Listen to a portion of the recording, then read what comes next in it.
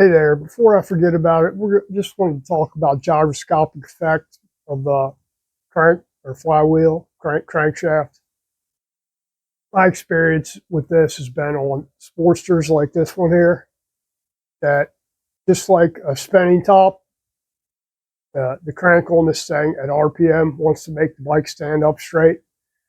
So regardless of your steering geometry, more rake's going to turn in faster, less trail, all that's going to better geometry, it's going to handle better.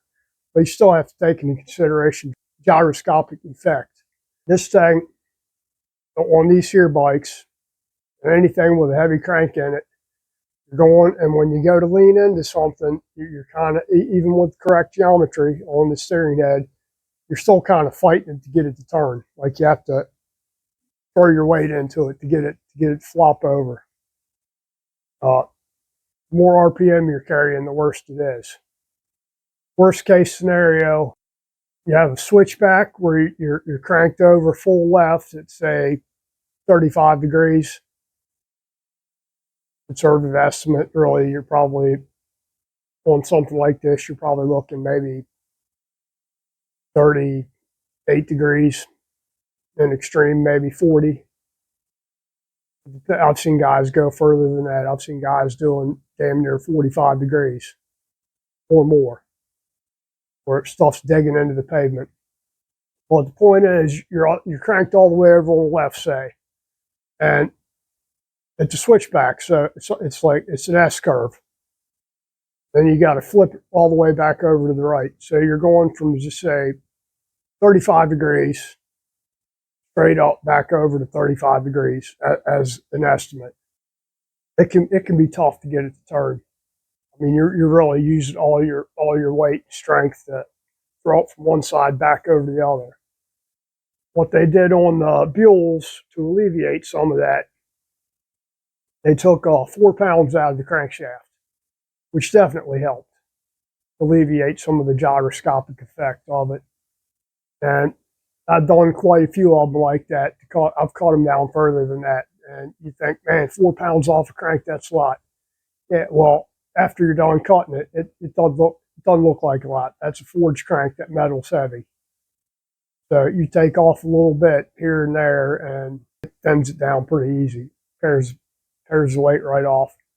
I had done one took 6 pounds off one in the lathe, and it's hard to cut because it is forged, and then rebalance it, of course. But just something to consider, that and everything helps out. Lighter wheels, of course, are going to help with being able to move it around. Wheels are the same way. The faster you spin a wheel, the weight of it wants it to stand up straight. Like I said, regardless of steering geometry, of course, you want a little bit steeper rake on it's going to make it turn faster. But since this is gyroscopic effect, the bike wants to stand up. And, you think 4 pounds is a lot off the crank. And you can feel it, or I can feel it. Everybody else can feel it. And there's some consideration arguments about guys that want heavy cranks for,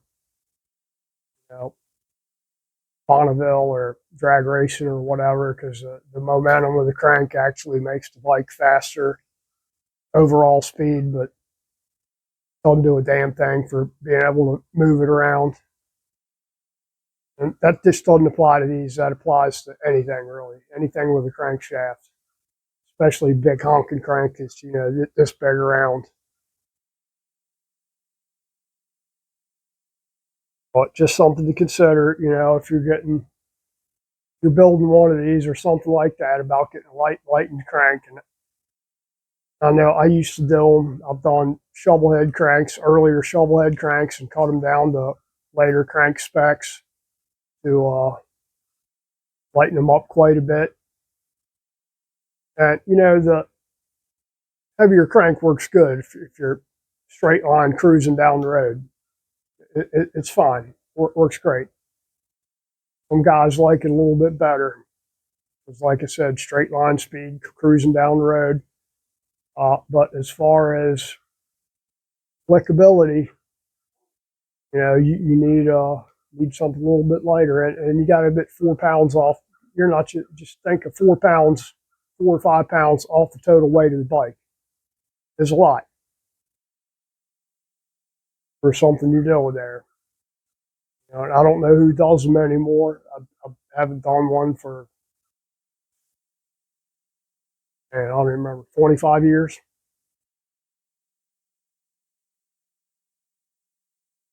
I'm pretty sure the last one I did was probably 99. I know that's the last one I did. That's the last time I worked in a machine shop. It's hard to believe that's 25 years ago.